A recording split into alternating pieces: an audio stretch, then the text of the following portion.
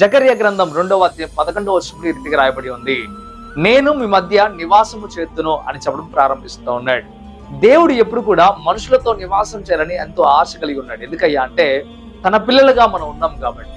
చూడండి, తన పోలిక చొప్పున ఆయన నిర్మించుకున్నాడు మనల్ని. అందుకోసమే మనతో నివాసం చేయాలని చాలా ఆశపడేవాడు. ఆది కాండంలో మనం చూడగలిగితే అవ్వ ఆదాము ఏర్పాటు చేసుకున్నప్పుడు కూడా దేవుడు వారితో ఉండడానికి ఎంతగానో ఇష్టపడ్డాడు. అందుకే సాయంకాల సమయమున వారితో గడపడానికి దేవుడు ఎంతగానో ఇష్టపడ్డాడు.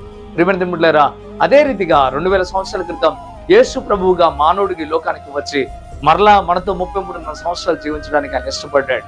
అంతేకాక ఆయన వెళ్ళేటప్పుడు చెప్పాడు, నేను వెళ్ళటం మంచిది, నేను వెళ్తే గానీ ఆదరణకర్త రాడు అన్నట్లుగా చెప్పి ఆయన మరలా పరిశుద్ధాత్మ దేవుడిగా మన మధ్య ఉండటం మనకు తెలిసిన విషయమే. ఇదిగో మరలా 2వ రాకడలో క్రీస్తు వచ్చేంత వరకు కూడా ఆదరణకర్తగా అనగా పరిశుద్ధాత్మ దేవునిగా మన మధ్య ఉండడం మనకు తెలిసిన విషయమే. బైబిల్ వాక్యాన్ని చదివితే అంటే దేవుడు ఏం కోరుకుంటున్నాడు?